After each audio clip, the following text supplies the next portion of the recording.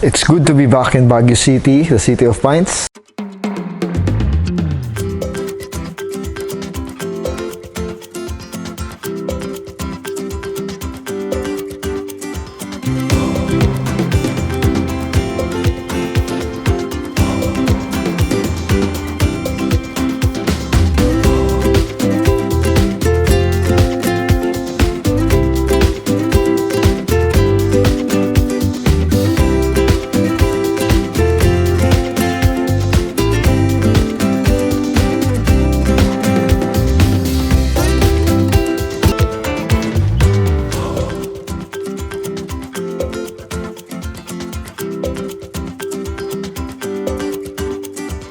Yan. So, we had an opportunity to go to Baguio, to visit Baguio kasi may wedding na i-attendan yung wife ko. Tapos, nag-open up na yung government sa tourism. Finally, what we've been all waiting for. So, we grabbed the opportunity, bumiyahe kami dito. We only stayed from Friday to Sunday. This video will be about the hotel, yung Baguio Country Club, tapos some of the food restaurants that we went to. Tapos, of course, yung Christmas at the Manor. Tapos, yung horseback riding. Siyempre, you can't leave Baguio without trying horseback, especially when you have a kid. We decided to leave about lunchtime or 12:30 in the afternoon, nung Friday. And true enough, walang traffic. Naiwasan ko yung traffic. So, naging smooth ang biyahe, dire-diretso. A little bit of traffic lang sa EDSA, pero a little hiccup lang, not so much naman. So from EDSA, dire-diretso na sa Balintawak. Tapos of course, yung NLEX, super smooth ng NLEX guys, walang traffic. Kaya if you're gonna travel, mga 4 hours, 5 hours, medyo longer than usual, I suggest leave a bit early para hindi kayo sabay sa rush hour ng morning and ng afternoon or evening. So yun, dire-diretso NLEX, maganda naman daan, malawak, wala naman lubak, wala namang accidents, thank you Lord. Dire-diretso siya. Tapos, laking pasasalamat talaga guys sa T-Plex. Kasi yung T-Plex, lahat na ng exit ng north nandun na. So, that's the reason din ba't umalis kami ng mas maaga para makita namin yung view, syempre, ng north. Dahil ang tagal na namin din nakabiyahe ng north, far north. So, ayun, nakita naman namin. Maganda naman yung mga sightings na makikita mo doon. Mga mountains, mga farmlands, yan. So, straight lang ang biyahe. Baguio is about 250 kilometers away from Metro Manila. Via T-Plex, less than 5 hours, nasa Baguio ka na guys. So around 5 PM, nakadating na kami ng Baguio. Don't take ang exit sa Baguio is dulong-dulo ng T-Plex talaga. Sin the pinakadulo ng T-Plex, yun na yung take nyo. Don't take the Quezon Road kasi sarado pa siya. I think para sa residents lang yun. So take the Marcos Highway. Marcos Highway is about 33 kilometers yung layo. More than 30 kilometers ang layo. About 30 minute to 1 hour drive going up. This is one of the best parts of Baguio din for me is yung zigzag going to the place. Kasi ang ganda thrill. Zigzag, tapos biglang tumataas, nag-iiba bigla yung scenery mo, biglang nagkaka-mountain, minsan nagkaka-fog bigla. So, it adds to the thrill. I really enjoyed driving to Marcos Highway kasi mas maluwag yun actually. Mas malawak yun compare sa Quezon. So, it's much safer. Midway pa lang, biglang nag-iba na yung scenery namin, nakisama yung panahon sa amin. We were greeted with a heavy fog, kaya ang ganda. Afternoon pa lang yun, mga around 4:30 or to 5 PM, biglang from light, biglang dumilim sa amin. Hindi naman umulan, but it was just heavy fog, kaya ang ganda. Sarap ng feel. So it adds to the thrill, driving. But the ride was really good. I enjoyed the scenery. Tapos medyo marami na kang umaakyat since maluwag na. Then guys, medyo may traffic lang konti sa entrance ng Baguio dahil sa checkpoint. Again, you have to present your QR codes. That's also one thing that we will discuss, yung access natin sa Baguio is you need to have your QR codes or your travel pass. Then okay na yun. So present mo lang yung QR code to the checkpoint, sabihin mo lang where we're staying, tapos dadalhin na kayo sa triage. So okay guys, para makakuha kayo ng QR code for Baguio, you have to sign in dun sa Baguio Visita, yung official website ng Baguio City. Gagawa ka ng account. Very simple step. Email lang, your contact numbers, tapos some of your government IDs and your vaccination cards. Yun yung mga kailangan mo para makagawa ka ng account. and a recent picture of yourself. So I suggest guys, huwag yung gagawin sa cellphone yung registration kasi laging nagda-down yung site nila dahil sa dami ng gustong pumunta ng Baguio. So I suggest gawin nyo sa laptop kasi when I tried it sa cellphone ko lang, hindi ako maka-access ilang tries. But when I did it in my laptop or desktop, ngayon, naka-access na ako. Mas madali. So, ang hinihingi lang doon, anong hotel ba ang stayan nyo? Or is it a private home? May mga options naman. Ano ba gagawin nyo doon? Is it leisure? Is it travel? Is it business? Check nyo lang yun. Tapos yung duration, from what date to until date kayo mag-stay doon. Tapos, yun, i-input nyo lang lahat yun. Yun, makakakuha na kayo ng account. Kung may account na kayo, ang magbibigay actually ng QR code, yung mag-a-approve ng QR code is yung hotel na sa stayan nyo or yung kakilala nyo kung saan man kayo. So if it's a hotel, like in our case, tawagan nyo yung hotel. Kulitin nyo lang kulitin yung hotel nyo para i-release nila yung QR code. They can send it to you direct, yung hotel nyo, sa email nyo or Viber nyo. Or antayin nyo lang lumabas dun sa website. Kasi kung wala yung QR code, guys, hindi kayo makakapasok ng Baguio City. So, pag nakuha nyo yung QR code, guys, just present it to the checkpoint. Then, you will proceed to the triage.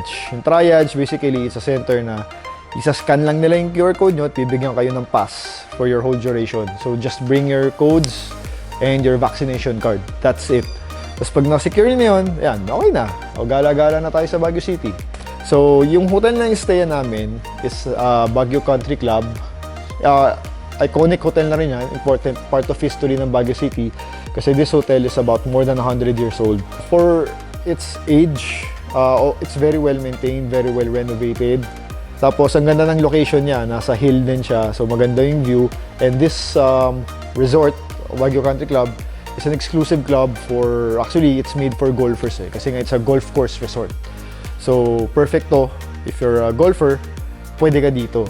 It's a membership, but guys, open naman sila. Kung may kakilala ka, just for accommodation, look for someone who is a member, tapos i-endorse lang kayo, then you can avail. It's not really expensive. Yung rooms dito is about 10,000 to 20,000 a day. Depende kung ano yung kukunin nyo. So in our case, kumuha kami ng connecting rooms, 2 rooms, may living room inside, connecting, tapos 3 bedroom yung isa 1 bedroom na may king size bed. So kasi medyo marami nga kami, yung family ng wife ko kasama because of the wedding. So yun yung kinuha namin para sama-sama rin kami connecting. So yung rate ata noon is about 16,000 per day yung room namin. Okay naman, walang aircon guys if you're wondering. I guess nga kasi nasa Baguio na kayo. So expected medyo chilly. So the weather is good, nasa 18 sa gabi to 26 sa umaga. Normal mga 21. So good weather din.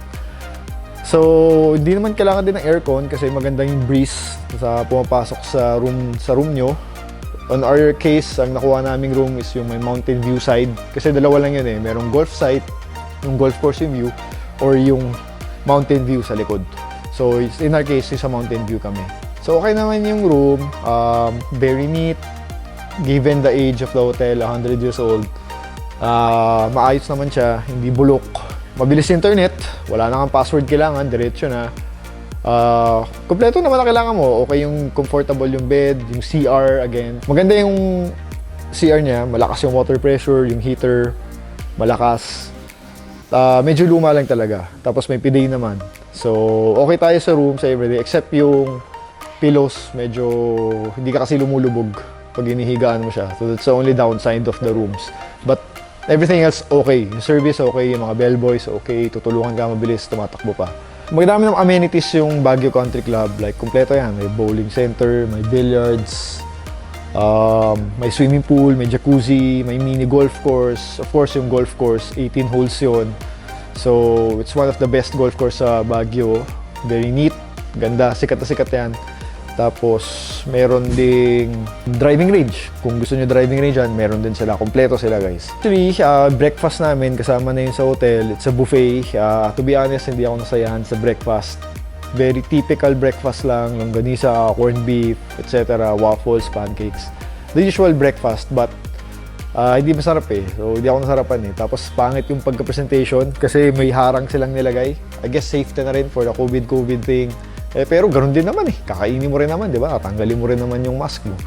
So, hindi lang masarap. I mean, they could have done better sa breakfast.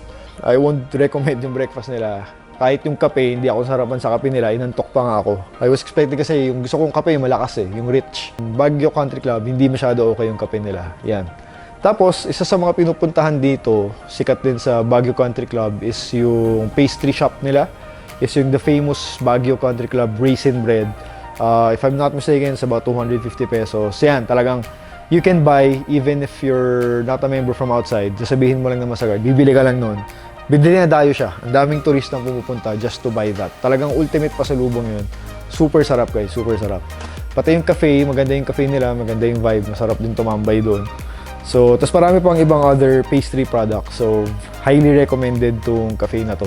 So, try to visit that. So, if you're a golfer again, this is the perfect place for you. Kasi gising ka lang, so right outside is the golf course.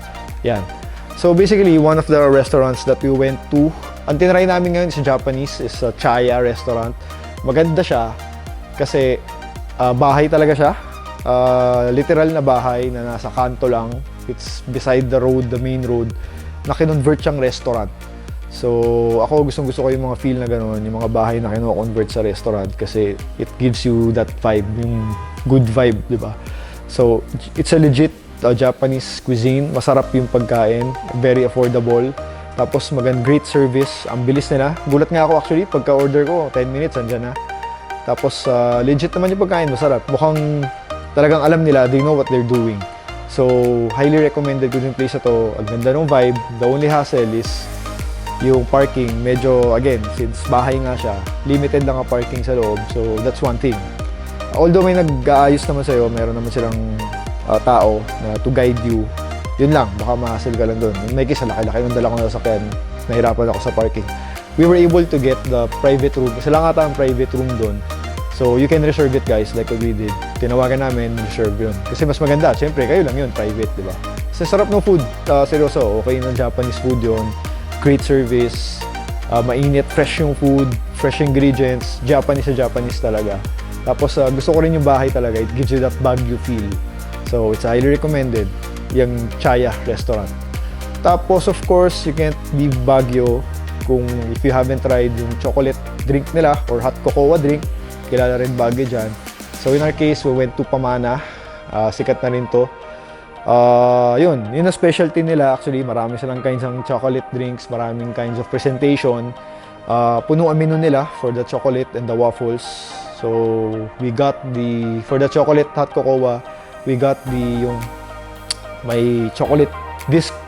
So it's a thin layer of chocolate disc on top of your glass. Kasi pour mo yung hot chocolate doon until it melts. Ang ganda ng presentation. Tapos super sarap, super creamy, super hot ng kakao nila. And for me, I got the hot cocoa with coffee mix. Yeah. Super panalo rin, very reasonable price. Tapos may alfresco na sila. So, ang sarap din ng vibe na yun. Not so many people kasi nga alfresco sa labas. Meron din sa loob, but mas maganda yung vibe sa labas. So, highly recommendable itong place na to. Then, isang for breakfast ito, i-recommend ko rin yung Casa Vallejo. It's another 100-year-old hotel. Mga konti lang rooms ito, mga 20 rooms lang ata, 24, less than 30. Nasa main road din siya. So, but when I got there, sarado na yung restaurant nila, yung Hillside yata pangalan na if I'm not mistaken. Kasi sikat din yun. So, by reservation ata rin. I'm not sure. But yung pumunta ako, walang reservation. Puno na. So, I wasn't able to get in. So, ito kasi, favorite place ko rin to. Especially for breakfast. Kasi you have to try their wild mountain rice. It's color pink or brownish na konti. It's very good. Try nyo. Meron sila nun. Tapos, meron sila mga exotic foods like tapang usak or tapang deer. Tapang baboy ramo, yan, yung mga ganun. Basta breakfast items nila, sobrang sarap. Sayang nga, hindi ko na, puno na siya yung pumunta ako. So, hindi ko na na-videohan. So, but check that place out. If you want to have a good breakfast, like, highly recommendable yung place na yun. So, of course, yun lang yung kain-kain. There are many of good restaurants that you can go to sa Baguio. As you know, Baguio kilala rin yan sa mga pagkain nila.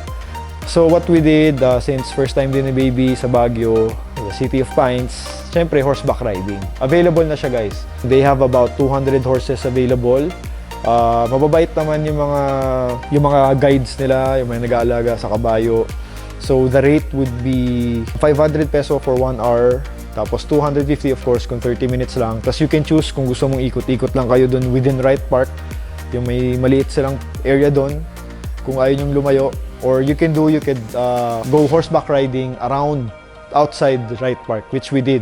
Yun ang in-avail namin kasi para ma-enjoy namin yung buong scenery ng Baguio, di ba? Dahil parang nag-jogging ka but you're on a horse. So nag-horseback ka outside Wright Park. So marami kang makikitang places. So yun ang kinuha namin, 1 hour. Tapos may rate naman na nakalagay doon. So don't worry, hindi naman kayo lulukohin ng guide nyo. Yung bayad sa guide is separate from the payment of the horse. Pareho lang sila. If 1 hour, 500 for the horse, 500 for the guide. Kailangan nyo ng guide guys kasi syempre kung nagwala yung kabayo, mahirap na, di ba? And lalo na kung nasa labas kayo, sila yung nag-guide pag may kotse. So yeah, may kid enjoyed that one. First time nyo makasakay ng kabayo. The horses are great. Again, 200 horses available. Hindi naman mga mukhang malnourished, mukhang inalagaan naman talaga. Medyo nung una nagkakagulo lang sila dahil, ewan ko, parang nag-aagawan sila ng tourist. But, ang hirap din pumili ng horse kasi sila na rin namimili for you basically. So, yun lang yung downside. Sana lang mas organized ng konti. Pero mababait naman yung mga tour guides natin doon. So, yun. For 1 hour, we were able to enjoy Baguio through horseback riding. Makikita mo yung mga pine trees, yung mga parks na iikutan nyo. Highly recommendable. Pwede rin sa mga bata. In my case, I have a 1-year-old. Pwede, iangkas nyo lang siya. And one of the highlights of this trip is yung Christmas at the Manor. Very nice hotel, yung The Manor. Next time we go back to Baguio, I'll make sure na dito kami mag-stay because ang ganda ng place eh. Parang very Americanized. So we went there kasi nga we want to check out the Christmas village or the Christmas garden nila na meron sila. Pwede kayo pumunta ron even if you're not checked in sa hotel. Sabihin nyo lang, kumain kayo kunyari dun sa restaurant nila or nag-drinks kayo. Papapasukin naman kayo. It's for free. Walang bayad. The garden is very beautiful. It's full of Christmas decors. Puro Christmas tree, puro Christmas lights. Madaming decorations. Meron pang mga bonfire. Pwede kayo tambay-tambay dun sa bonfire. You can cook marshmallow. You can buy the marshmallow sa food stalls nila. Meron naman sila dun. So, it's a perfect place to hang out. Lalo na pag gabi. It gives you that Christmas vibe. A lot of people nagdadala lang ng mga mats. Yan. Tapos meron pa siyang big screen and meron pang Christmas carols na music na piniplay for you. So yeah, it's a very good place. It's perfect. For me, actually, it's perfect place to spend Christmas if you're planning to spend Christmas somewhere. Itong The Manor is a very good place to spend Christmas with your loved ones. Kasi ang ganda ng setup nila. So, ayun, basically that's our trip. Hope you enjoyed this video. So, many more trips to come. Marami na kaming nakaplano, at least local trips, land trips. Tine-check pa kasi namin ni Mrs. yung feel kung ready na ba kami mag-plane. But for the meantime, puro land trip muna tayo. So, thanks for watching.